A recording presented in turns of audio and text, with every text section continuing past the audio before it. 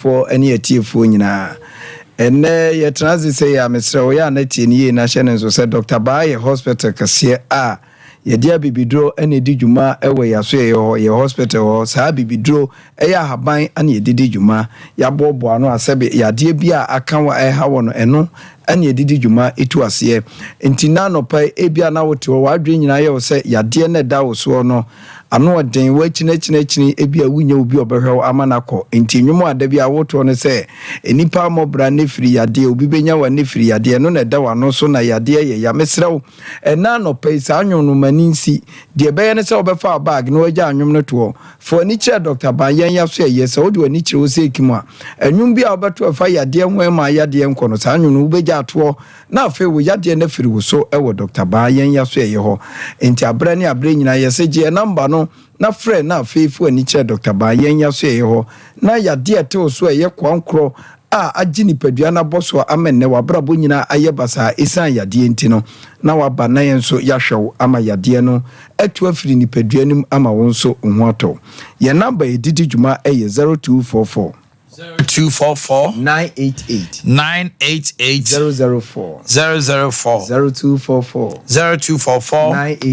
988 004 0244 08 34 82 0244 08 34 82 epacho we Dr. Baye number ye didi dwuma ewe ya so ye ho TV na de obehu se numbers ne yemiensa eno obetimi afre bia de guso nyina eye number ena me na wo kase wo pe Dr. Baye kira kwan a ye wo Kumase Atonsu Agogo Aban hospital kakrakan nachi ana Dr. Ba yensu ye di edwuma afi wo do ani kire enkrampata mo nso a ye obi Hospinters Road 18 junction Mr. Oshanenso na fa yade na ye beka ho asem no titru enkasemu yade no fa bepie Dr. Bayen ya so ye ho enne me wo me ma me no me papa no menua ma no so ewo obi ni kotodwe ni padua ye kotodwe ho asem Mr. Osa yade ewo kotodwe mu amenne emamba wa nyina dane abrewa first na nke nipa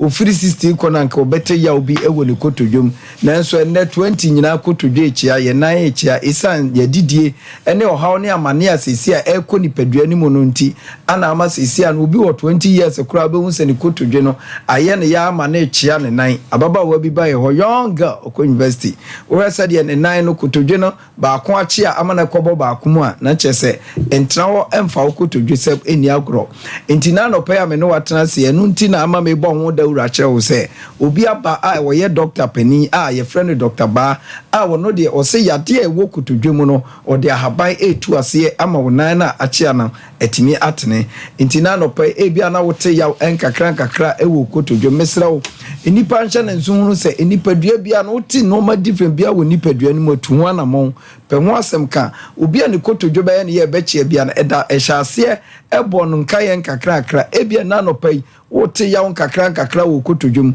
wadwini ya se wasoma ba bia koto penkera abre wanom adwo kakra yade na wom ni nyantui ha kotodwe no obi nso de akofa ointment e de asresra so mesrawo hyane nso na hunu se ukotodwe hyase na ye o yankakra no antu ho anamon a da bi obi ade kotodwe hyase ye ne yankakra bia no hyase na ye o ya no antu ho anamon a obehu sa asane aba na abeso osre na ba ohibon no enti kotodwe no enam se nipadua ni nyina no onan no ene ye center fa onan ne soro no osre ni nyina ene operate ma onan no etimi kọ eba enti ohaw no di nka ba mu a nante ho ba ye oden enti be so osre se ya afi na wo kam na afi nante ho ahyase ye oden enti no na se wampa mu a obo nsa afi abma wo kotodwe no wodo nsa kan na se wugira ho a na kotodwe no kura na butu so cartridge na woso na eye dede fisa yade no akose gregre no ne de wo mu nyina manne dompe ne twi dompe nti dompe no ho ada ho nti eye dede saade no na eba nti estati ye dede na nam na eye gogorogoro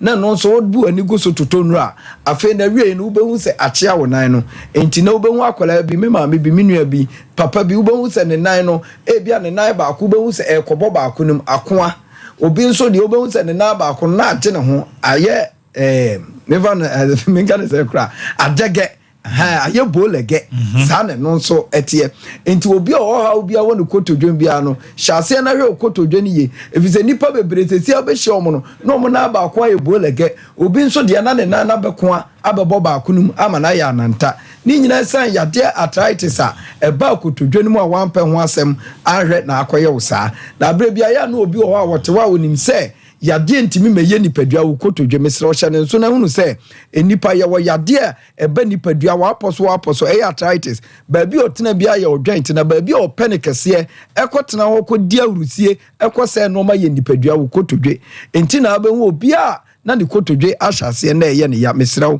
ehyase ye o ya se ye nipadua no baabi a wodi beba ama yade wo kotodwe mu no nipa na oni mu aduro ayama ono eye Dr. Ba enti na no pai ebia okotodwe no eye wo yanka krakra fabra Dr. Ba ho ebia wo de na afra beso wo sere fabra Dr. Ba ho ebia na wo de na eye dede ekeka fabra Dr. Ba ho ebia na wo de ne de ama wo na chia ni nyina no wo de ba Dr. Ba ho a ye wo ho abai wo ho akonya se enan na wa na didam achia no nyankopo adaroma Dr. Ba de abai beto so ama okotodwe na yade abamu ama na chia no ya hwew ama kotodwe na tene enti wo hwe ko so yenya fira monone a enu ade ko ye nyina no amanfo bebre ebo se Dr. Ba ye adwuma enti wo mo wa monone wa buruchire no abra nyina ya abasobode no obi kotodwe doctor ka se obey no operation ewa kwasi buruni krom enso sade ni kotodwe ni ko obi buruni ne kro busan se de aduro ano nom ye ni nyina ye bibiduro ahaban ana Dr. Ba sisi a odi gini din ewo Ghana ha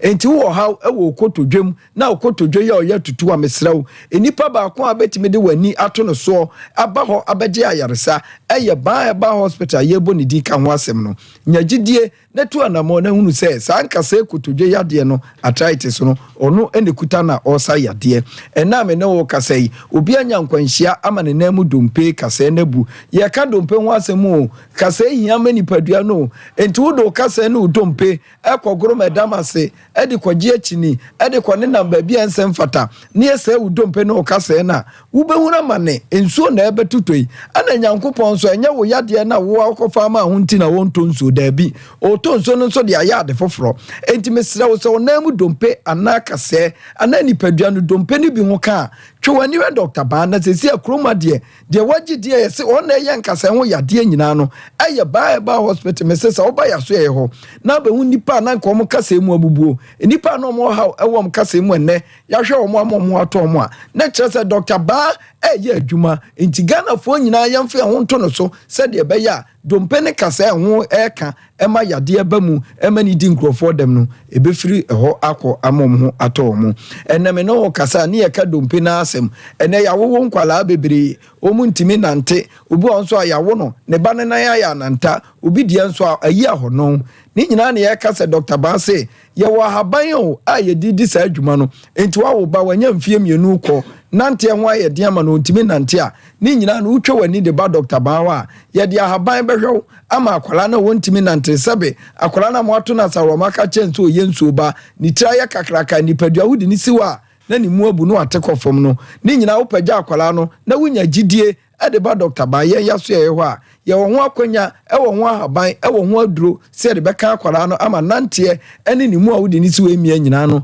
ni nyina na todin ama akwala no ne ho ato no enti na no pa ya no wa hye ne nso se ye ka hospital ni ye ka bibidro hospital enye baabia na abekọ ayade ebekọ enti na me no wo kase obi akini baabi saa enso yade a ye ka nyina enkoi mesrew enye aduru abanum agu yam no ana kyerese ekosa ayade baadu papa wo benya no Dr. Ba ho no eno na sa oyade ma ne ko enti ye ka kyerɛ wo se wa wo haw ewo dompe no kasem bia no Dr. Ba ko asesi o Ghana ha a obi aboni din no eye Dr. Ba enti yesi we na yesa ade we ye ade nti na wo kɔ ba bi foforo akoto usika agu na ekirei kwasa besu a kyerɛ Dr. Ba enne yesi mensu biem fa yade ni nyina no eye odompe mu haw ni nyina ebra Dr. Ba yaso ye ene ye no kasa ne ye ka kire wo se obi ensu ato ne ya wo hu na mani ni dompe mu nyina ewe no sasaboro nipa bebere ni nyina no de ba Dr. Ba ho a ye behwew diabetes ade pressure ene yamkuro ose nyina no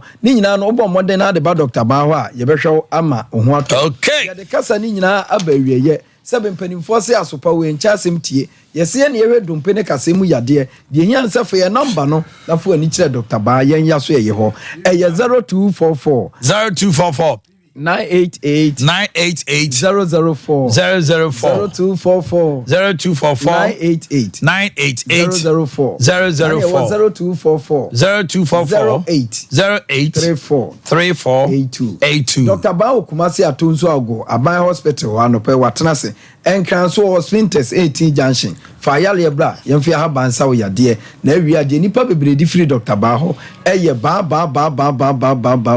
yankopon show bi ohwe thank you very much MC Asibu na motene nkado pibi mi mwache na umpom to say bibi aboko bibi de da eboko ade eni mezi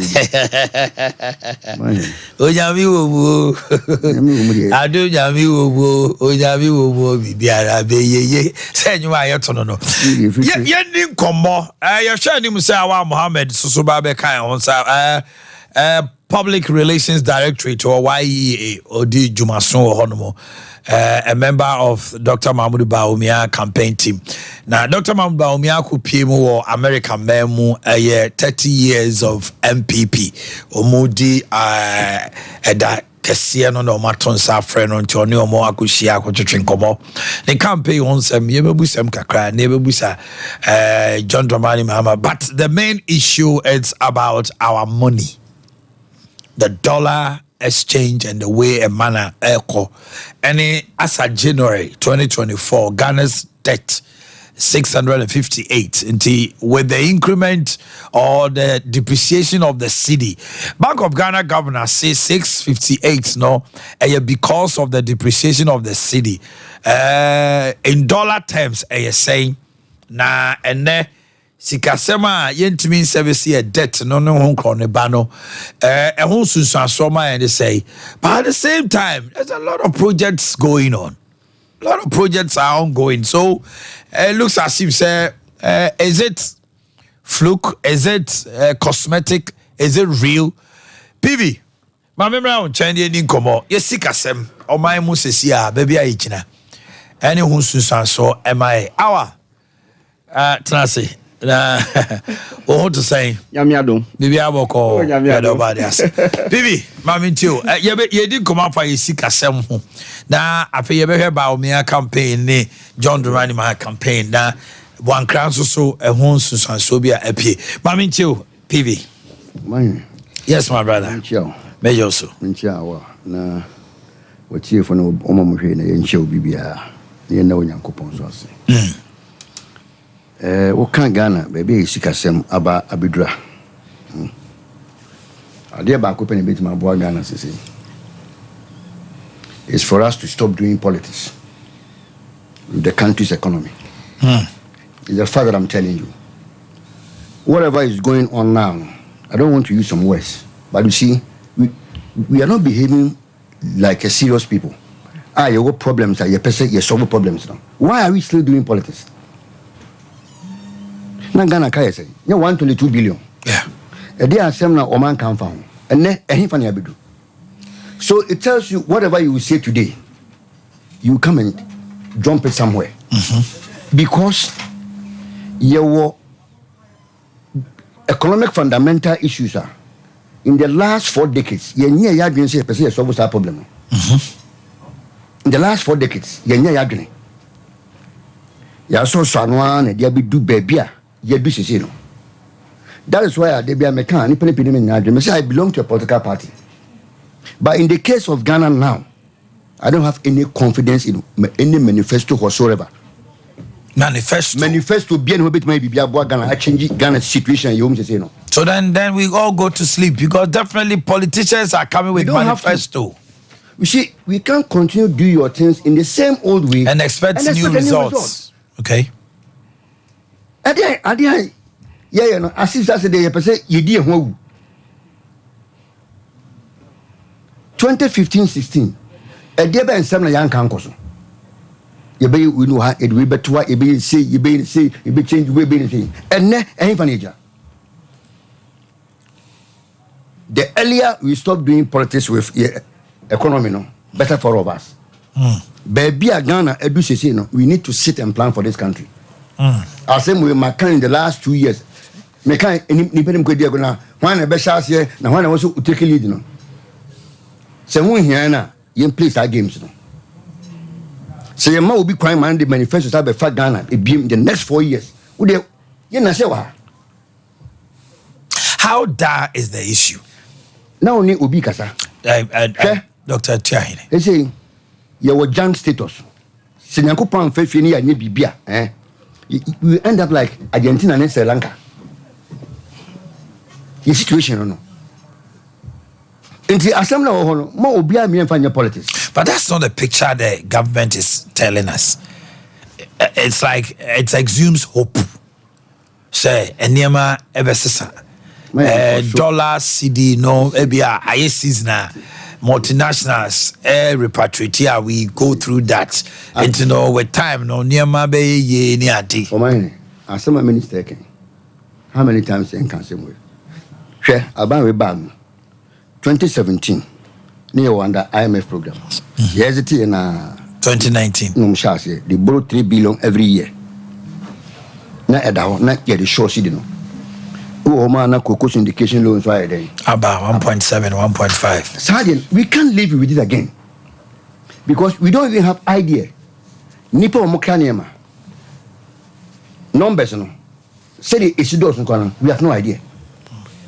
We import almost everything. I said the Akye a former nia. And yes, son former. And ye import from Ghana. And tobacco bar or the South Woba conference no no swaba. In the last friends and 30 friends 32 years. And near my Johnson there. Unemployment, high cost of living, corruption, and I'm a boy. Petrol. City depreciation. Is the petrol quality? Yeah, too baby. Sanima we are. I buy be change the same name. And something should tell you, I say, something is wrong with that fundamentally. One about what translates to what did the Muslims are there? Send upon with me a Japan. You want to remember what I was here. Now, why should not Mr. PV or Mr. Mani? More this step, Bono. As you didn't appoint you about them. Next week, I saw them. And just over them when I was soon be. The panic, I saw better. The patch of wow, friend, no, so won't ya. Or why? All distracting of man Casa will be. In simple terms, common sense. First, Ghana, we need to live within our means. Sika yen no, my spending. My project, ambitious projects. Me say underline Sika win Ghana yen my ni. Ya pese, yitimi come back on track. Next show man we year. Sika yen no. In the next 10-15 years, my you need to we shouldn't spend what we don't have.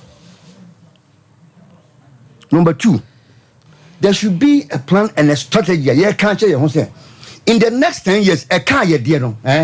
You bet chiakano. I'm a can maybe about 10% or so. And quite way anyway, so never anyway. So we should all agree. People have far phone, man. Number 3. Far phone, what if far phone, man? Number 3. We should have a plan and a strategy. Obi a wote Ghana ha wo ye adwuma bia ye benya no say ye tax no taku ye tax no capreo ye tax no simple e say you obi tax no. Then the most important thing ye mpe ekwan bi ye sustainable ye earnings on your friends saying your natural resources no ye bet may increase no by 50% within the next 2-3 years, which you reckon about $4 billion. Yempe kwanya ye be fa so a your raw materials no you start adding value on sustainable basis. Ye timi shase kakra but ye shase kakra make the gold refineries na yes Ghana why been say baby edu no every single Ghanaian must have a role to play. Nye Ghana for san kwase na ma ye de say ye be shase ani aton ye use made in Ghana goods. E be say adwuma tra o mem ha ye nye sketua ye ho aka. Now, you may it me gina, you can timi gina for a we should all make up our mind. Say it's a nationality. We should start patronizing made in Ghana goods. These are fantastic ideas. I will put you across. As you are saying, okay, I will be say, nah, me ma buying. Yeah. No, ma, you policies. Yes. The one strategic. Yeah, the one buy. It looks as we go and come back to square one. It is because we don't want to do the needful. I've been waiting. Finally, politically induced spending, which is manifesto. Oh, yeah. We are my free. Baby, I gun say you're ready so on my way, per se, year. Sanema, we are making Udo for economists. If you don't do this, I say you do young status. Ultimo Busabi, Janabe. Omanhene, what you common sense, or you know, money or money depend on you, no. Let them know the situation already. Let it near my soul. If you know, yent me, a baby bear, a friend, you beat my first one way, a cool female, and you be see. And only want to know, young for we shall name or see you, or see you. No one answer, Janabe. As a new economic policy, we need to resolve our fundamental issues. So we went to COVID. And we sat and decided to do a Niamebia, we were able to do it. Other than after COVID, Yatogu. Me say, Senayaka in 2016 was 122 billion. Tafres on from and ne, Yakodu 658. For 7.4 count. And right, last week, Yaji, a finance, a treasury bill, 7.4 billion. And come on. I didn't talk. Because you need to say, Bia. And she say, Bia, any ho. Ubi about feel say, me can't say, Mayano. My Jimmy in some way, my man can't say, Mincho. Was under fought friends, Republic way. Ubi Abakwana, a memon agenism. Yeah. I didn't talk. Tell me. Ubi Abakwana agenism because Obafufra, Yana say, or the before Friday, na your bilateral partners and donor partners in Ubi any general. Who say it's a business as usual. The same old story now. I feel Ubian Fubium. President Kofo, President Rollins Ebeko, ni moi say din near car. Sa energy sector in a starting energy sector levy. Debt. President Kofo buy about 2 petrol. So kai. You to be muda. You tiakano. You the course by end 2008. Near Koji 9 your first Eurobond. You the tone ye at my foka and was Jacoy. But the mama, a buy no share call a fine say IMF. And Lebanese. Oh, IMF. Okay, June 2021. Nam coach was baby, we have no option. Mummy and IMF internet, young debt suspension and a pound. And the mummy and quantum, ye delay by end of 2021, ye back back the situation very worse. I said, down. Asem da hono die masa die ye keken na ebian so the ye keken emudia na so we problems we have no clue how to even stabilize the city. Ye ni bibi e be sese about we by 20 man committee 40 man away ye 40 man committee to stabilize the city. What is it? And yeah, overnight achievement and not even in 2 or 3 years. Eti de ye na no masa no kra ne yempese ye beka che ho no kra ba ko pe se jojo we ba no be jojo we a no ko we ba no obe jojo we no ko no se ne ye pese ye dia ye continue nye and we be unemployment rate do ye energy crisis and unity sikari bi na ba bia mo and the finance say sikari ba o ma resume project o nya sa na wo ye no yes na.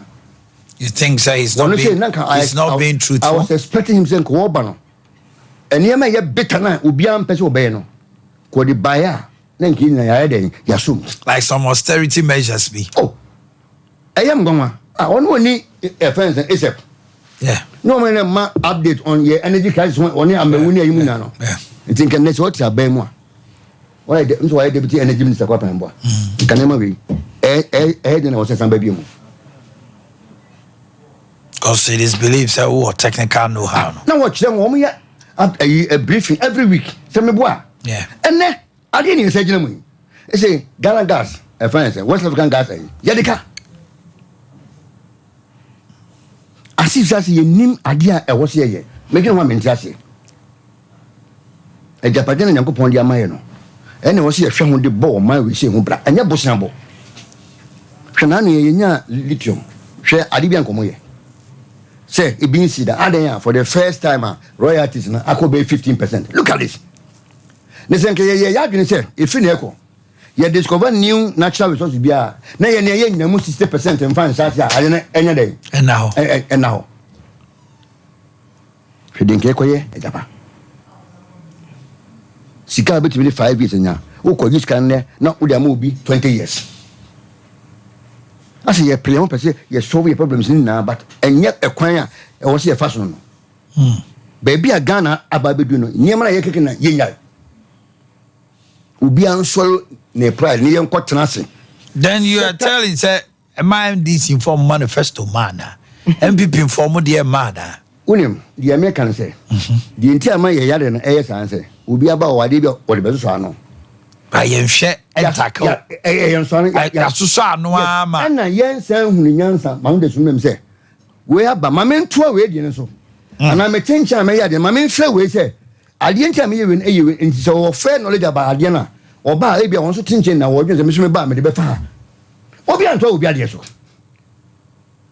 Cocoros, you buy a best one spending Cocoros go back 3-4 years. I can't abo. Report in the way. I say crap. Near can you can be ha, your PS can will be 1 year quano, 70 pounds be seen there, your national. Ye, you must say bassa, banking sector, online. It's a quana year first year, your near man, near man. Share, oh, share. Sika buying loose through procurement. What do you want to tell? You better procurement ministry. Away. A quiet first year on my way. Who may ready you? Because situation I won't say, no, Doctor Etuan Cacholo. The Yana Argentina and Sri Lanka for then. Edison Kayasa almost. And then I want Emiliano Mubi. Argentina, what will we? Then Jeremy and no dear corn beef. Asa. I didn't any go again to Miss Shane, Yamaji, and we brave. A human pabe or habit my yellow, near one near Pim and Pabaco. What home? Senka could do bring a touch in the of more. I bear big time controversy. It should be a national policy. Mumma or man, or man's head and air. Mumma other construction for in your franchise in Frimo to Niska auto machines. Baby a mantemo kana kwanga de yedemawa seni panini na kwa bambe to man guarantee kwa bonche ko proportion by the next 10 years bambe to metu yaka you find innovative solutions say property rate ko yintimi nyegena e kwa ba nye fa so you breaking it down you betim kwa ma friends landlord association aye composed area bi antan de mo assemblyman unit committee for manage mo friends property rate e free mo area enko ba bia the best ma kwan ye first year kwan nyema wo na kai usi progress ye be necessary pass yakobo bosia abeyi kuma se tachi ma kwan akofa ba ire na ba ye ba me adi na kwan de chi ya sakode bosia we need to change ye nyema kwan fa so ye nyema we need to change it ye kwan fa so ya appointment we go be ti adwene be na ye na kuchi abandman what wono we dey se mu chen ubusa na sema wonya se ba bi kan kanchew na adwuma da wo bi ntimi nye almost on bet my head money yesu na kwasa mpani biti baby no one so otwitwom lentini hwede ko so konfanoche konfanoche ai omo ha CEO no why my do fa court petition dia come president adan onyi ademens adan why am busy 300,000 wa ko Dubai na za kwa me adofo lawyer no ada de no ne ademens awo no no bisa na wo ye lawyer no 5 years no de na si wo ni me ko so I say virtually every time that man has a letter going to all angles, sir. And we are told some big shots too are there.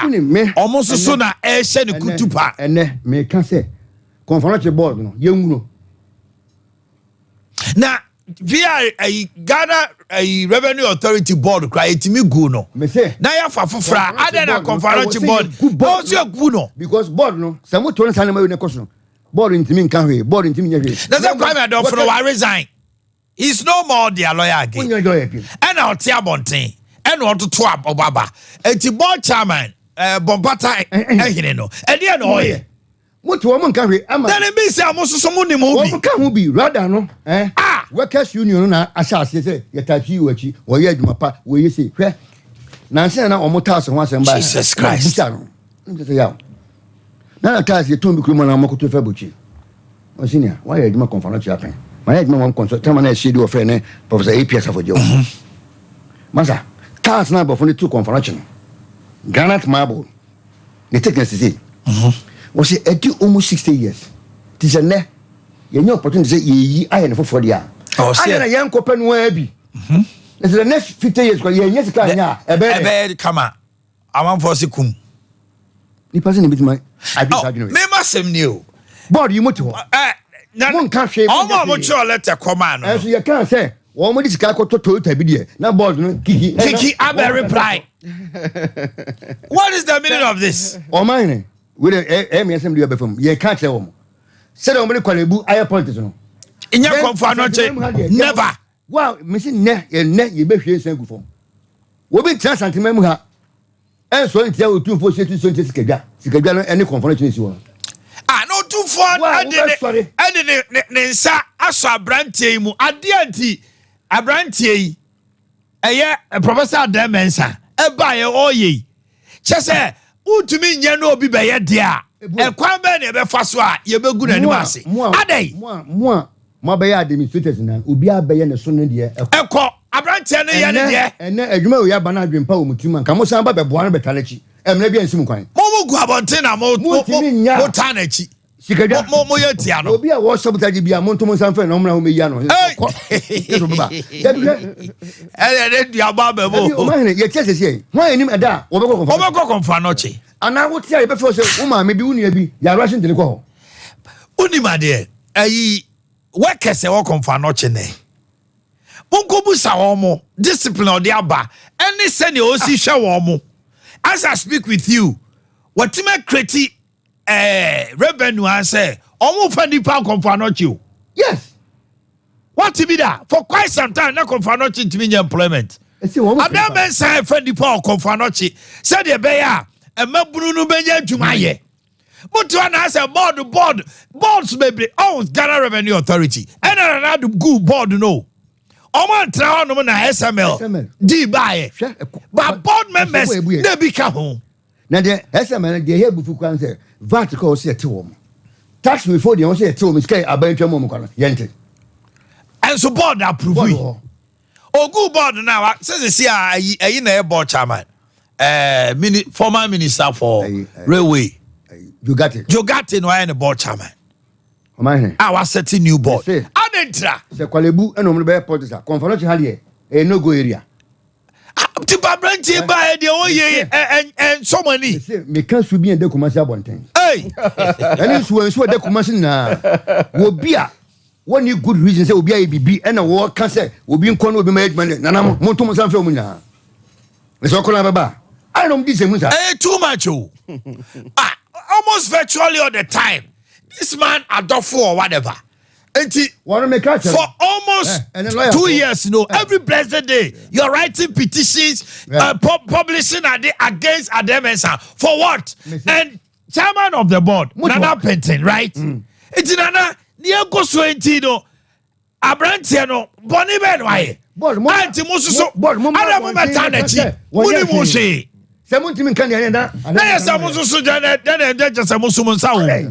how can we continue like this? Me offer say we law school. One ko didi will be nice here. We could case 20. Quite wonderful. Kope case di. Kope case bi na di. Me say kope case na. Na me na dey. Me offer say we law school ko didi will be a chi okwa bag. Na no me say okwa ko case 20.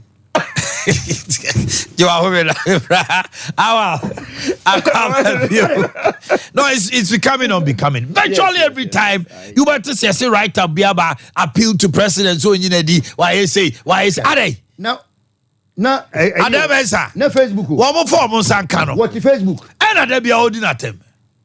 Mo form sanka Ademensa na mo bo hu de besi okroma. Na fu senya sem ne nkanka hwe ni mehwe Ademensa. You are going to Paris. So I heard him still. No, my issue is this. Yes. Abrantie no, obaye no. Yeah. Obia wa santimantem ha so afuma. Me se konfa no chi ne kubusa staff. Ye woni pa bi. Omo welfare. Any the kind of discipline omo akra no aboa ma konfa no chi epeja. Shade omo ye. Feel konfa no chi asantemawura ekwabwe. Ye wi a konfa no chi the revenue and things go be sade abro. Me se konfa no chi fedipa. What was the last time to say konfa no chi fedipa? Akye. What you make creating revenue to the sense of when you scan to me fedipa. Internal generator funds be tie tu omoka. What you want am ye dede. Nana penti yesrew. Nanu ko do mu fa. Nana yesrew. Obi ante ho hwe. Nanu bi do mu fa. Nanu mu fa ko bi ante ho hwe. E bi fo ko egu kwa. O man fa wo mo. Sa ho. Nka che obuza wa no nka che. E wo he. Ko mana che wo. O fa nipa. Dan so mo pen so ndi pe fa wo mo ko. Wo mo ko be yes service ko an ken fa mo people fa. Ya fa wo mo. This time around we ma there. Why any open? Yeah, that's true. O corner to form ne fa. Yes. So it means this is a genuine man. Professor Ademensa, listen to me this morning. Yemu bi etawachi.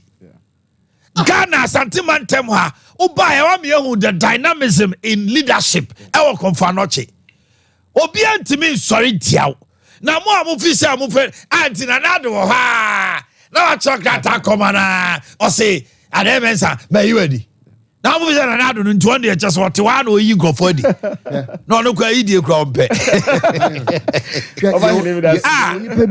what sort of annoyance is that? O hwe nipa bi adwuma mo ye. Yeah, there are some people who share a Juma.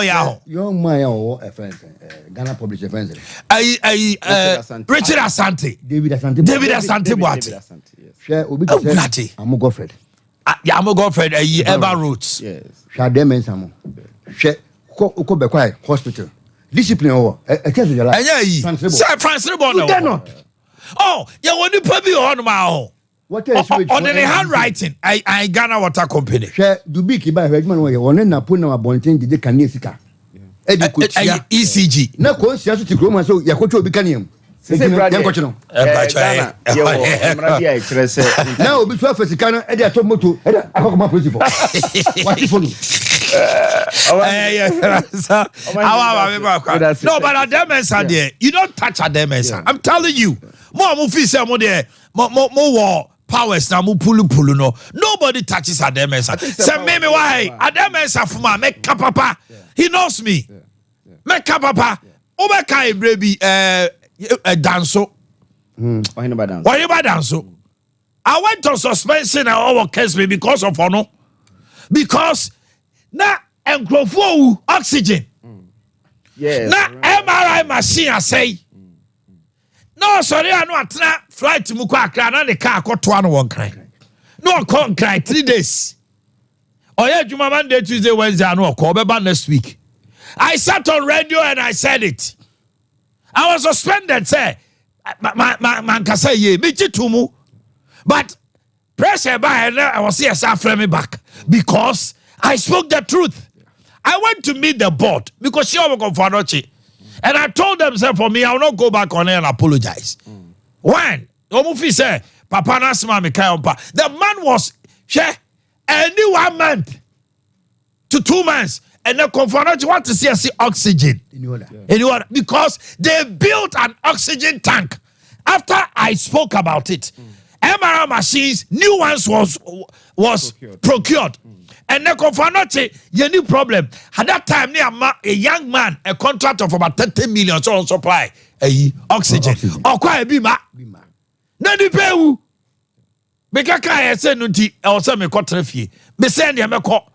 You see the whole issue they say Ademensa adwuma oya Confanochi no. Ghana for nyina say yeah asante mantem ha 12 referrals regions and about Confanochi. Yeah ni so Messi say one by ya one nkosi Confanochi ni. Mami 1 minute me brown chain. Na one fanya politics. Hello doc. Good morning doc. Good morning. Now what to say? Yami adumo. Dr. Lit, Mati say Momo be makani pain say at the Adam say no money so and to make nobody make mistake. The amity and sanity ana. No assembly and say unions are working for nothing and doctors in Kura. Okay. Pharmacists, nurses and midwives and health services workers union. And the kabom this statement in the bar. And I tie Professor Diamond Sechi and they resist any attempt by anybody, especially when the person is faceless, especially when the person does not work in Confanochi, also staff.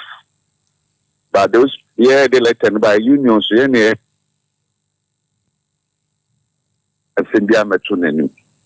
but say if you are a lawyer, now you were on the Confanochi payroll up until 2023, the December year. Now, so those decisions, now, so when also say, why you mistake, why were you not able to correct him then? It is a Professor A. Jumapama of Promotional now, person be distracted here. We think it is not right. So we support him. Oko Confanochi, Kohosisi, and Akoreseni, Nipa bread, patience bread, staff bread. Now, Obi Enya and the Swadu way. Now, say, Optimsort time, my phone now for your parochial interest. Now, person, be saying, there's no way the staff will sit down. And say, yeah, the Yenya Abia Brown near to my hospital. You're not saying no. Now, just said the entire staff, the entire unions say, Shana, Oman, yes, I'm mistaken. And I told Lieutenant Commander, and I am sure, say, President Subesha can say, lawyer, actual letter, Ben, she said, so, or the no, didn't need to some on why an investigation, sir. Not nor share near Kosovo Confanocha. We know say the right decision will come out. Okay. But we were not just going to sit down and say, oh, yeah, lawyer, watch for letter, but to a lawyer for native of Funchi. Okay. All right, Doctor. Let's see a follow from here. Yeah, come. And Dr. Michael Litt is the president of the Medical Association Confanochi. And we are told. If we go free, you know, so much support. Because they say, oh, obuye. No, but says they say, Nana the Danko Kufuadri, Nana Wadaroma. Board no, so office or Mutuminia Juma, good on. Board in the name of 12. Nana good board no, because he was a member of the board. And we got naturally. And you all can you now want to say board no, Ebe Kabi. And I know almost about now to talk cast immediately put him the because of home. And there may be on a branch and in your view. Say all the staff here most of the time when say a COB once a while. Carbon say union way and yes union crowd because say permanent. Now all the unions are up in arms to say don't touch our CEO. On one so by no why you nipa deal was suspended nipa bi. Now, sorry, maybe crowd. Me, I suspended medical doctors. What the big indictment? More board so because Omundi maybe Omuye. You see, bimo. I call any a man come or dear bimo. Oman show Omuye. A bimo sika. Extortion be when you know I just a confanochi to be tra. Then you sit somewhere because. Who pushy I don't say one church or cat come on another so Pamada I could do back along going. Awakasa. Inchia yet for you na for you na menkasa me that's for this opportunity. I think say obi extra petition say you obi edi. Now who say the entire management at the statement aba. Now who say unions in at the statement unions say you just say ni pana. You don't need anyone to tell you, said, oh, yeah, Juma Power. Professor Demensa, he's an excellent man. Even at KNU, still showing a track record as head of department, as a vice dean for a student affairs in the Kika home. Oh, you'll be a disciplinarian. And Sir Ampa se Otiko Koso, Otumfo bitimi, Ajetum. A lead be like this, with this young man. When you're a very when did you the man come back? Yes, because yeah, GBBI the command. na omo asiesie eye hospital no. So I believe that we need the board no send emudi kankan no must even come out. Na yenti the board no eka because I'm passing management in the statement. I will show you who's a management the statement aba. Say don't touch the CEO. Union for Ediaba. Munyina workers I hunyina said the abadia. I think Dr. Mozart must stay.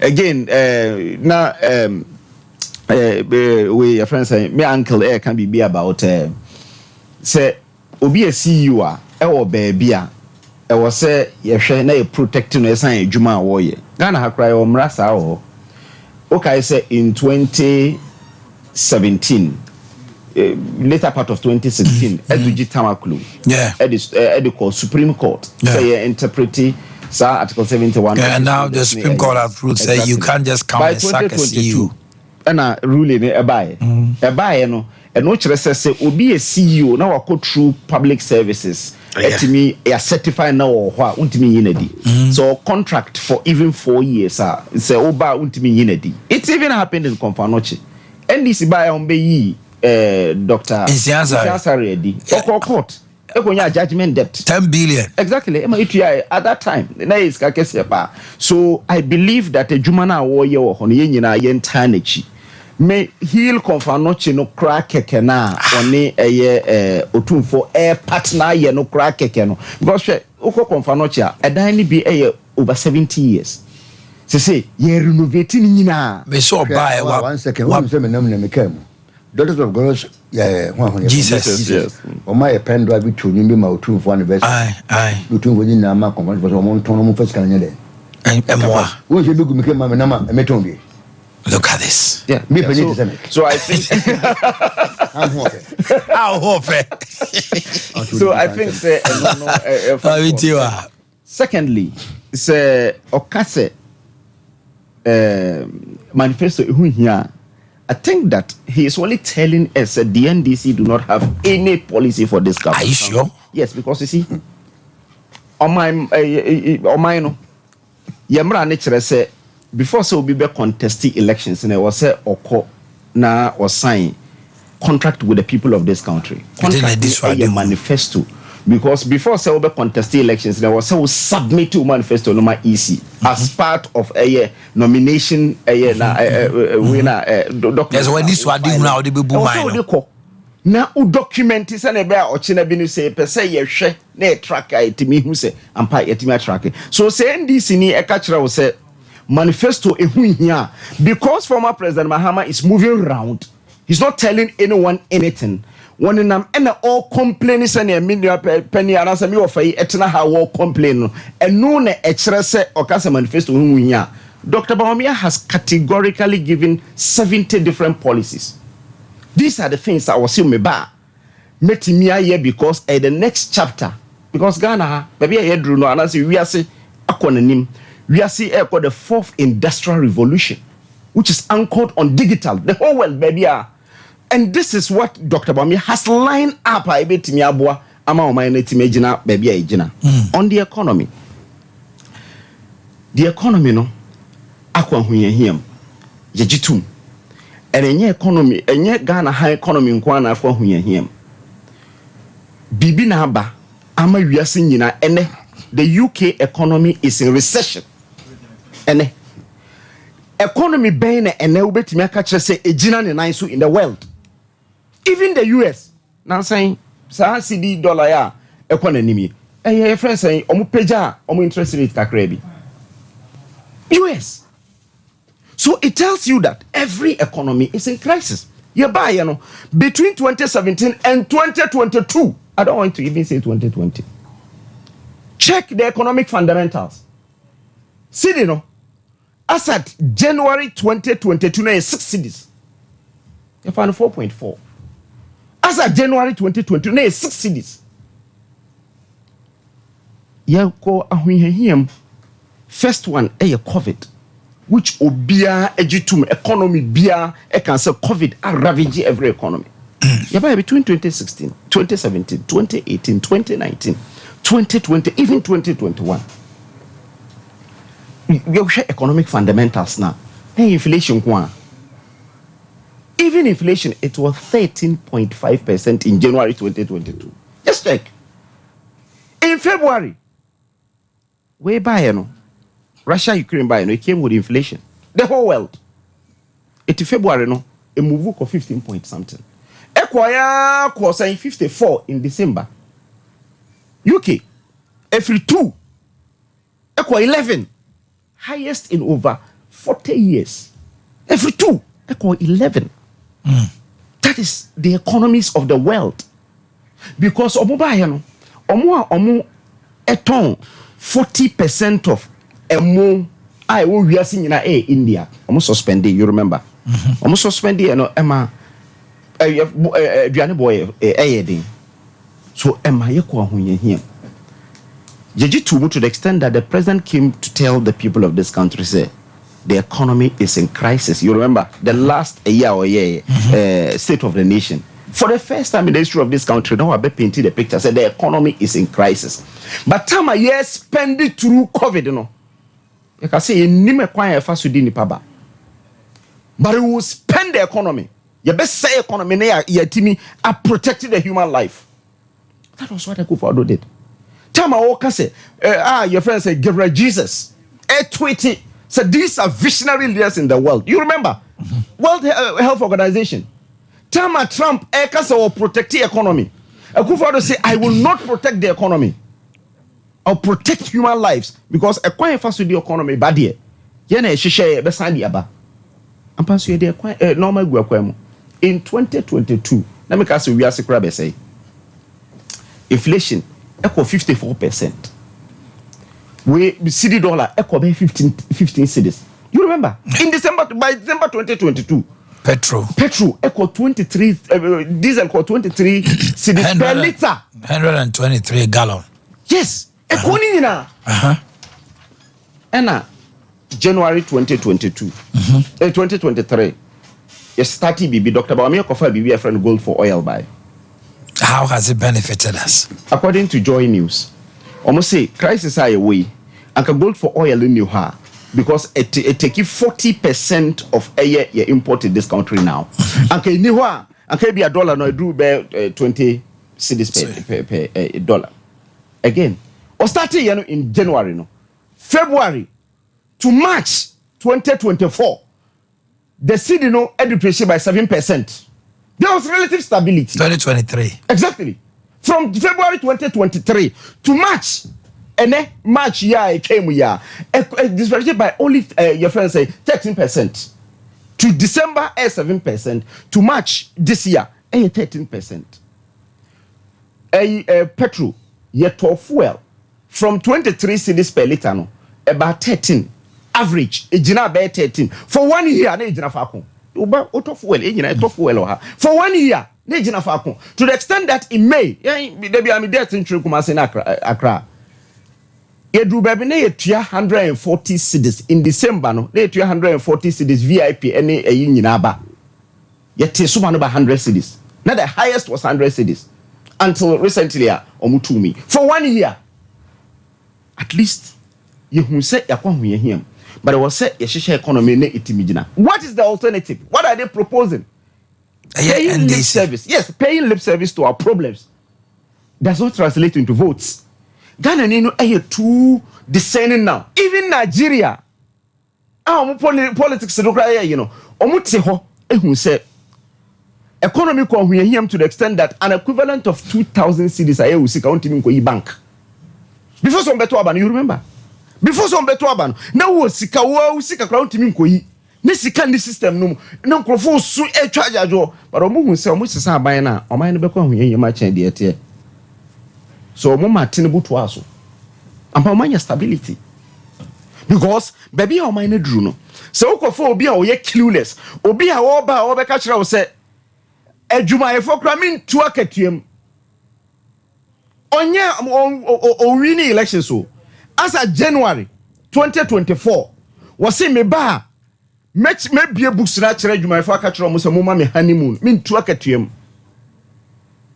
But this government has done 30% last year of akatuem, highest in the Fourth Republic. Yaba Fourth Republic for grant me 30%. highest say obiama akatua highest for and crowd there 23% no. The entire 8 years of the NDC meals time they 20%. A highest but Mahama say but say July I'm buying 25%. 25. Because and crowd 23 July 25. Mahama say from 25 no we Germany e Ghana ha.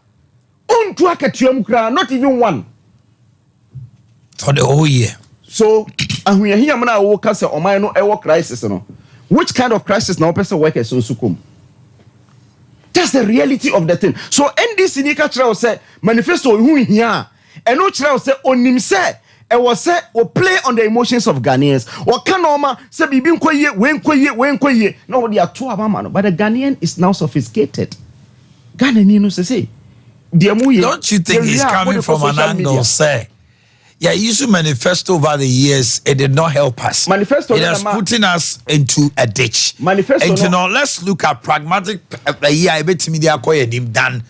Now MPPC we NDCC we na we 12 we there to media be hire media and political projects normally are then MY. Manifesto e won so bebre.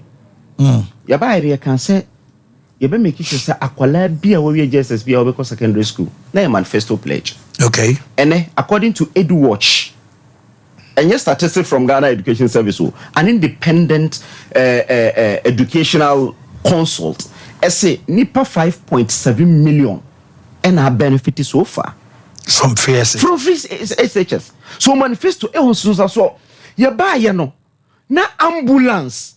You working ambulance. Cause me we 55 Ghana nyina. Abide there, 55 ambulance from Kwame Nkrumah up to 2017. Now ambulance all Ghana high 55. You working? You buy over 400 ambulances. Every constituency our ambulance. So more hospital, more ambulance. I bet me after Nipana call hospital. So manifesto, so bebre. Economy no, you gusua ye shishe. Adia ba kwa you feel say ebetimi aye e de aboa economy no ene say o kan say your debt no ye hwe na ye ntua o kan which is very good you go so aye because ene say utu debt ne shada debt restructuring no one of the ways are utimi etua waka because ene ugina ho o your friend say uniska I will be so down ka so the only thing is say to shada na menye adwuma kakra na memfa ntuaka na ye adwuma de exactly ye adwuma this economy I can say atete apansam no is building over 100 hospitals across the country. The same economy ye dualization of Kumasi Accra our contractors could fi job gina so our ye Konongo bypass and run me free and cry by Joshop. Yes, or your friend saying Konongo bypass. Oko enkoko to Chebi Junction. No. Contract and so. Again, first day because I paid to a year in Sawam. Meboa. She say in Sawam to a fanko, I have 6 lanes. Omujina su dindindia omuye jumano. Ya wo him. Nenso o compare what's it debt? Ampa. Debt to GDP do kosoro. Your debt no osoro. Now so juxtaposed with what you have. Juxtaposed with the infrastructure. Juxtaposed with what you because I say ene uka say ye de kabebre US de kabebre. Bebre. But at least they have something to show. A Canada ho you have something to show. Ye nimu ha maybe parke. Omuka say ntimi parke we nimu ha. Because ye sa so am interchange no. Interchange no be ancillary roads no it yanimu ha no yentimi parking na biom because ye be adwuma wo so se ochi na bi wo pese ye to abama wa de Ghana ni be je tumpa ni se menka se ye bre e de na obetimi aye no foforo a betimi aboa ama ye free de womi na obeka kire se wo 4 years no ye de na ye no e na obe implement because former president Mama came to Kumasi and told the people of Ashanti region say me ba 4 years no the Abia starting no metro ni nyina so because so maja idea no meanwhile uja schools even in Ashanti region here ya wie bebre ukwa dujama sa school no e wo ho no sa day no community day no ya ye boarding aka ho boarding no so change sa e block na we ye no adujama ya ye boarding drobo so ya ye boarding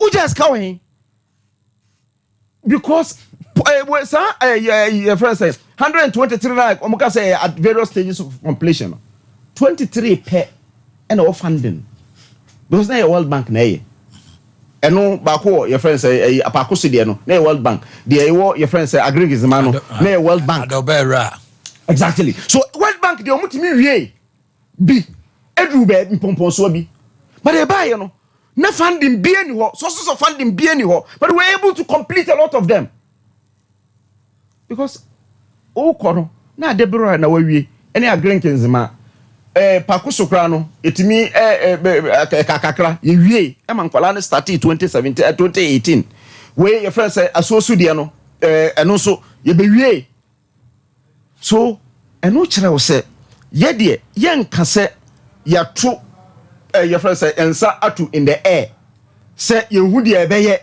na ye ba ye be kire mu na ye hu de ebeye ampa was manifesto bi antimi say because they don't have any manifesto to be able to salvage Ghana from where we are. Dr. Bawumia say akwan na wo kan no sa wo nim say wo manifesto kra the 70-point agenda Dr. Bawumia kan wo say be duru bebe no sese no akwan ye hu obi anaka say be ye kwan yi mai na your friend say na yenye ni PPP say na abrochire wo mo ye no no pepepe nti aban koje bisiam be ye kwan biom ye be ye ni PPP say na be ya at least wo betimi aye even school is part of the policies of Dr. Bawumia say oko eye Prempeh College no mu hia classroom blocks are ye the business community in Bekasa no why they aren't here 10 years now they are mine say any market any baby ano it is part of the policies are you betimi and internal can say your GDP no betimi cut the expenditure by 30% but will be used private sector to build this infrastructure.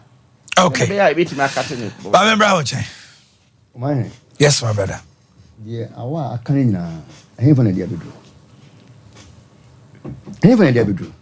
You see, Sanya Dr. Bawumia says Palugu Dam, the highest investment up of 1 billion, and dam. That's true. We've been paid. What about dam in a day?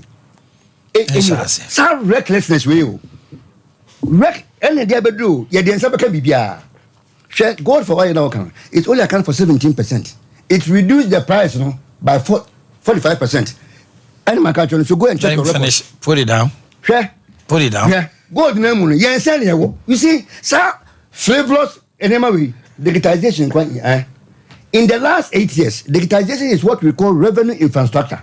In the last 8 years, your tax revenue to GDP ratio has been flat 14.8%. It's so African is 20, say 22%. 22%. In the last 8 years. Sure. Bank of Ghana now report the average is 18% in the sub-region, not 22. No, 22. No, sub-region 22. Check your facts. Average post-COVID, economies within the sub-region Abia grew by 3%. Ghana say you grew here. Ekwan fast so say COVID is car. Modisi was me you blame 2 billion. No, Medi you the way. This way. Ga o same minister. Oh, there was Upper West. No, Upper East. There was a minister who is allegedly to have said, sir, he was given 1 billion. 1 billion. COVID, you can't even account for it. To date. Sika with the mass small businesses. Where is the recovery rate? What best say Ghana Sika? I say Sika. You are taking so Obiko when Yeska.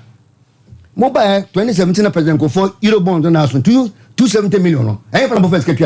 You took the money from the Ghana Stabilization Fund. Mo kwaye agenda 111 and from mo first free Ghana Revenue Infrastructure Development Fund. A sinking fund. Sinking fund. Mo friends and COVID no. You can't say you release Ghana. And from mo first free and sana you got 1 billion. Mo be say Ghana. Mo be that is why I said my find politics. I said look, me I belong to a party, but I don't have confidence in any members of Ghana. You probably a bit mad. Yeah, but we have in Nanaku for this time 18 months, no community will have water and toilet debate. And they 2 5 balance, you 2 5 more. Any mamma can now, eh? A him for the bedroom. There's about me. If you find yourself in a debt hole, you dig yourself out from 122 to 658 plus 7.4 billion. You have no shame. A corner million gain them to Jacka. Yet to come, I'm a quarter of a catcher say, Interden, you know, on my time. Says, Go one cow, or better say, on my time. You have Sika baby. Some was a car, and a Mugi and young quanta to your fence, and Santas to and young quanta. 2 years. Mugato, Yaba Twabano, Masala Musaboka. Ko Santas run about to be called about a hot chance of Mampum will be anyhow. Says here, call. A bushia for any more. Quanway, drains your muyi. You drains we. You can use 3 months to construct over 10 kilometers of drains. And then a coin almost say, how many drains you got? Send them to me. There is no money. More recklessness, we are, and I'm with your go, man. I better do a beer drink. Recklessness, yeah. And I must say, man, you can't move yanka. Much bread or mobile bamboo.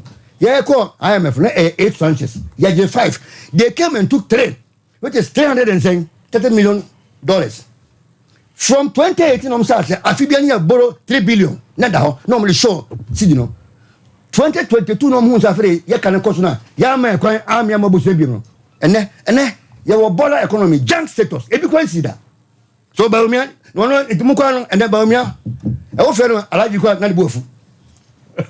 Because no one comes and some not can when because and some original Bontin can a Biani wire, I had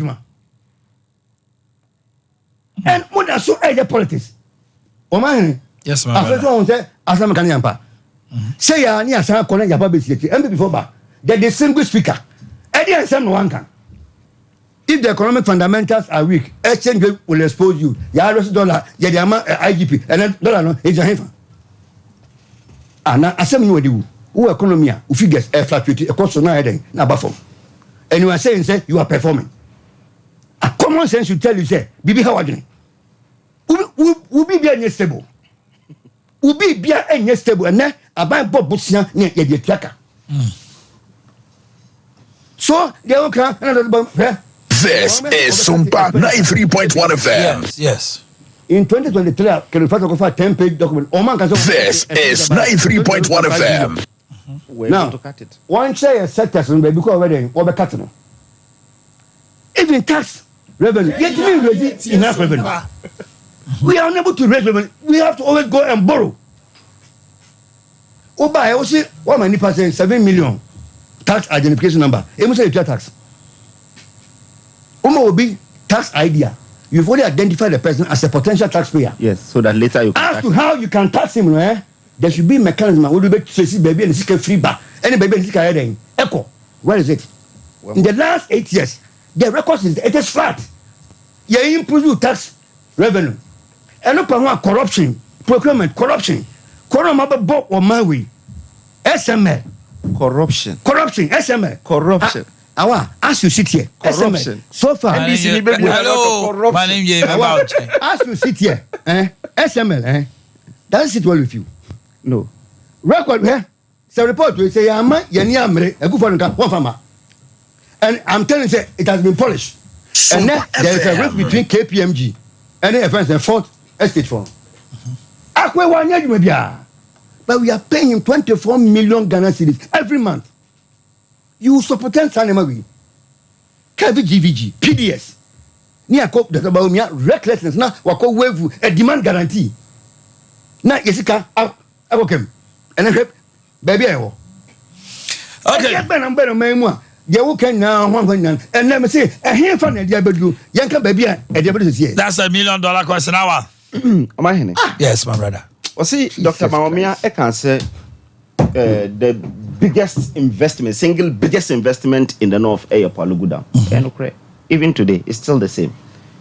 Worth $1 billion, which has never happened. Obi anye investment to be a was susisame year investment in the North. So where is it? Yes. So start even the payment of 11 million to the contractors for the preparatory work and so on. Okay. Funding a problem because we started that project in 2019.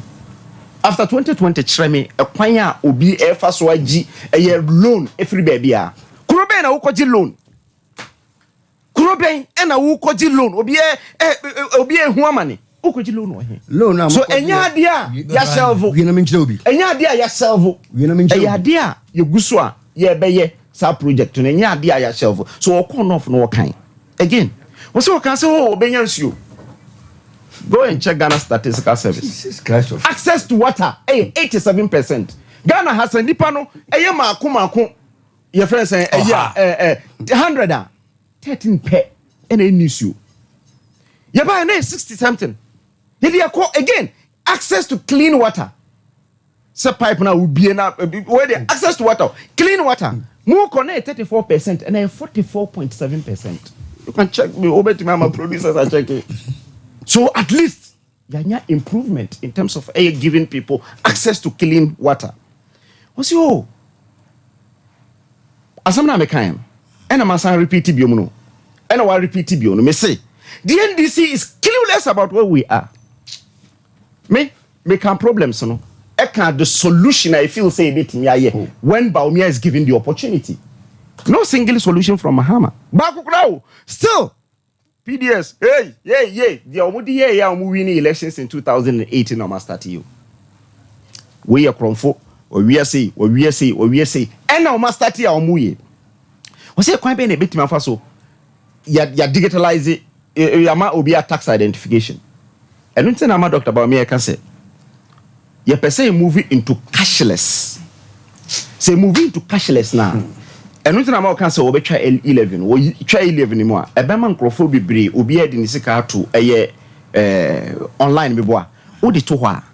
You be who the transactions or tax identification already. And nothing ama Yaini unique. Ghana card number, a tax identification number, a Senate number, and no a health insurance number. And I go and check DVLA. Omu revenue no a quadruple. ECG. Almost say no.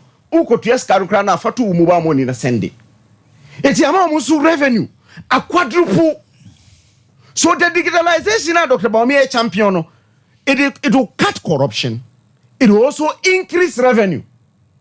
Because why identify the penalty? But who transaction no? So say obi anko online. Uko online who transaction.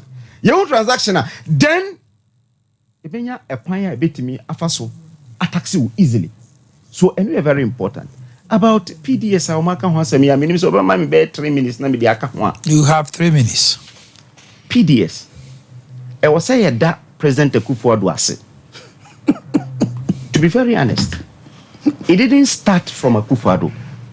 You bet mini elections in 2017. Na MIDA, Millennium Development Authority, any a government of Ghana. So omu beye the concession, which time you know, me just say that who interview ye. Omu can say ye privatize ECG. Me boa. Started processing in 2014. 2016 as at December no more bibia. Now the terms in the transaction they say ye the Bema company 80%. Na Ghana for 20%. Out of the 80%, you know, you be man for 25 years. Company or your shortlist, you know, you be for 25 years. Now, you sign an 80% of your ECG nina. They have for only 20%. 20% are in assets. I want. You buy in 2017, and I can say ECG is a strategic national asset. So you could share foreign and someone because they buy no more bidding no shortlisted companies no na we am 9 na ni nyina e ya borofo eti ehun se ekwaya ebetimi afa so aye ne se ene 80% ekuta obi a wo ye broni a eno kira se dakra osori na odum kane na Ghana yakọ ohunye na emukese pa obi target yakane na eno anu wakunye eti yampene eti ye kan say yensesa no eti yensesa no and I can say ye pese Ghana e control 51%. Ghanaians, not necessarily the country. 80% na ede man ye jitum. ECG will still remain with 20%, but the country, people in Ghana alone should control 51%. Na abrofunu aye 49%. into companies me pay. And it's me out of the 9 no, and it's me submit a bid. Na Meralco, I free Philippines. And your friends saying a BXC, I free China. Because the transaction advisor say me that. Because me that catch on my $300 million. Yeah, I remember. Say yeah. Okay, so the bottom line finally. So you know. Yes, sir. You know, sir. Instead of 25 years, no, you're more 5 years. 5 years, no. You've shown a Jumanin Koya. Na yachum. Ampa within 5 years, no. Kelly Gajepo, I know a ECG board chair. A trocoma al goods. Ebisa say, sir, your friends say bank guarantee no, and no mudi bayana. Omusha na insurance guarantee. Eti ye can say betwem. US I can say ye twem 190 million aka no farmer. Akufo say matwem. We don't need that money because we will have to salvage your friends say our national assets. So because you end up because Anka Miracle control 80% because they chose Miracle because which people chose Miracle? Mida and government of Ghana at that time. Which is NDC. Choose Miracle. Yeah, Philippines. Going to need track record. But now we 80%. You buy in the casa there be into Ghana for including seconds. Paint. Where your friends say your friends say Alisa Hotels. Ghana for the Kabomu and Omunya 51% now PDS no. With Miracle. This is PDS. So mama Jamra say na me time no nti. Abia we wait me redeem. US government see my $190 million. That is true. Because you twem. That is true. PDS we lost 190 because we canceled. But PDS nko you shouldn't $190 million. Lost 190 because of Akufo's nepotism and cronyism. Can you imagine? Okay. All the mama Jamra say I use that natural mineral water and sukroja bujunso se u pensiano ma e news set. So pension ma a new set. Obini Black Man Company Limited depots no Kumasi. Oh, gentlemen. Obini Black Man Company Limited depot Bremen West Brukutu Junction Chronom Atomic Ashoma Sunyani so much Robert 0244 620 hour. Siatica ya ha ya mame nom ye nuanom wo de ane se odo ani akokire 21st clinic wo do 21st clinic aso ya ebebo apa diseases na hodo free tiso kopemo na say ye stroke say ye san say ye ulcer say ye pressure ni nyina ye hwe na mo we are expert in sciatica. We are expert in sciatica, laboratory and scan services, massage treatment. Fresh 0540-311-311. 0540-311-311. Tam Heba Mr. A TD Nado Krowa Bomodna Sobenya Tam Heba Mr. For general bodily pains and loss of appetite. Afe HH Mixture and capsule. Tam HH. And also Bebo Pa. Open those support to 0244-417-669. 0244-417-669. Cocoa bar, we have 3 eco capsules. Obo bar, waist pains, pals na cocoa na siasi. And Samson Kamba Baba, Emma, we are team. A 3 eco capsules are a 3 Herbert Santa Diabe Jasso, Colinac, Danny Heba, Misty, Apidan, Kubenyabi. Freya 0546-107-107. 0546-107-107. Kenjen and Niger Chronic water. JB a alkaline water. 8.5 pH, a nitrogen rich like calcium, magnesium, potassium, iron. Onuma, ema unipediano, from ema unipedia kama, a hydrate, that be and show mukama until a moja dear frusane. Kanjin and Niger drinking water, a ye acid content, any heartburns in your free hop. Bremer West, UGC, Anatafuni Road, Ubewe or Haba Route Junction. Bremer UGC, can't wait. Now, a phrase 0241-449191. 0241-449191. Dawood Helba Eddie Dawood 360 capsules, any Dawood ointment, abejaso, waist pains, rheumatism, neck pains, in Yinada, Udi Chichia, house, you know, your hospital, no brand name, diabetes, Umoja Bruswo, anyway, Sichile Yadia, any stroke ne awo ho sem se wa ye mre won paso wo ha honam tutuo ne joint pains na no Dawood Hospital ye wo ejoso krapa your head office was Safi Asanwene so 0244 886437 0244 886437 so obetwitwere wo sen a wo hia Ashford toothbrush any AfriFresh herbal toothpaste. Fibo Ventures the about so your possible in a doom. Ututru si come.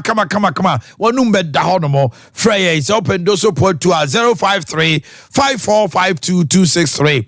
AfriFresh herbal toothpaste. Ashford toothbrushes 053 5452263. Tony Sack Electronics. I also am the birthdays in bro. So Baba Modena so property product there. Tony Sack. Your TVs, fridges, freezers, air conditioners, Wi-Fi, washing machines, gas cookers, microwave. But so almost 65-inch TCL. Now out to so TV, TV. Sikado, born a bar pum. You last for begu anymore see a bende. Kettles, home theaters, electric irons, ahodo, ninja property. Cocoa board roundabout sunyane yani oyedi hwanimu aduma yemienu Malcolm adum na no ubehu se yani ndi hwanimu kane pioneer sanso na Wesley Methodist triangle no SD Karam Quantum Pomo no ubehu Tony Sack Electronics Frey 0500309309 0500309309 Dimpa Natural Health I wona ma tutu aye obasa aye obuhu no kan ho efakodine Dr. Dimpa ewo de chemso kro from eye mensia kwan no so a second floor Wallace Towers ekwan ehonoma na se ohonam etutu ani so briw utitimi dwawsa ohonoma wachiri ye wo ya ase bibi sa omnim udidi a heartburns ehonoma udidi outim se enyam ye wa we obeka so obi kura ato wadro da bi eye ulcer say peptic, gastric, duodenal, GERD, acid reflux, and H. pylori. Fakoda Dimpa Natural Health 0245 1184 34 0245 1184 34.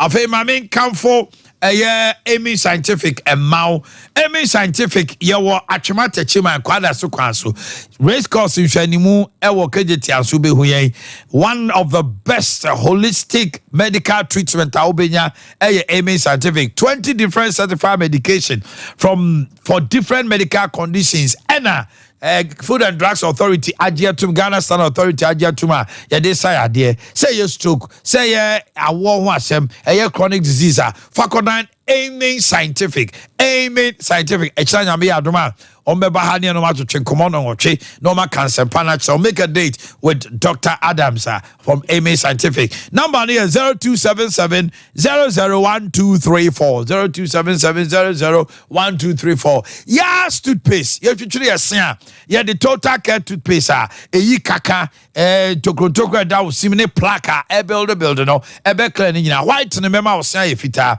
afei whitening toothpaste if you are when your herbal toothpaste no and also so about my strong teeth your brushes be to say Prince, Duchess, Princess, Monarch and a kiddie brushes are hold on for 0501 390337 0501 390337 I mean your birthdays no na fe memra mo chen and honorable Patrick Enchikakari assemblyman for Asante Achem Atwede and founding president of Concerned Youth of Akye and Ayawawoda. Afe Henrietta Opoku of Edum Pampaso, question upon of Angel FM Mautrin Kwa, Guinness Glechu of Odium.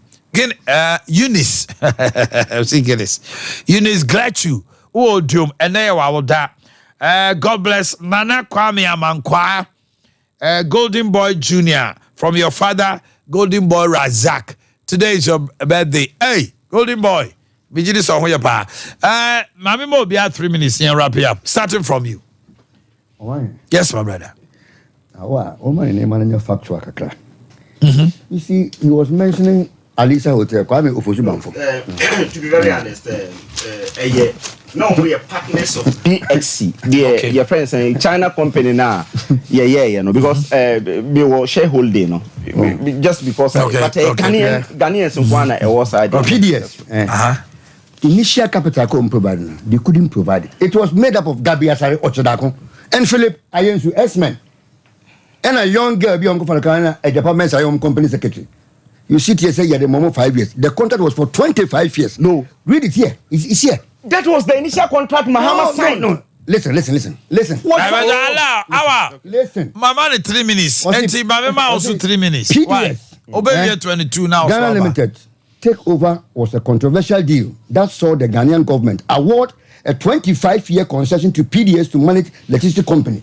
And nothing power no enkan Nepa na enkan. They were only going to do 30%. Oman capital ma. Because of the coup for nepotism and chronism. Oh, we had the man who offers Gabi Asondakon. You have no shame. What's supporting nepotism and chronism? Ban guarantee, it was now so the ban sign your hand over quiet. Because of a coup for and no for attentino. Anybody when a chair committee. Wait. When a chair committee and we demand guarantee. To an insurance what?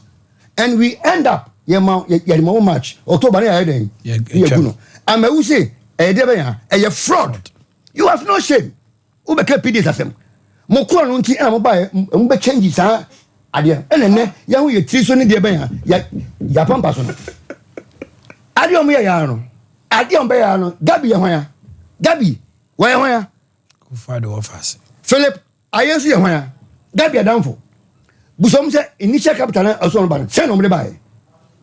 Omo ti man provide. Even insurance no kwa guarantee the amount of money that they recruit, that was accrued in a way. You people have no shame. You have no shame. You've run this country into a ditch. And the Masanya no make say, Mummy and Tanzania for men one dinner. Moncola more party. What's your penny for Suban Bonnie? What's your penny for Suban Bonnie and what's your who defended corruption? You are defending corruption. I am so much disappointed. Adia, Mr. Muhammad Minister, I'm say a fraud, which turns out to be fraud. Anytime I pay more, US force your mom penny. Now, Mobano, Nana Kufa say, I will protect the national press. Now, there is a serious way. I go for one share press, what protecting? What be good when you see? Omanhene, Zaba told you, what a checker. Toto lava ekwa.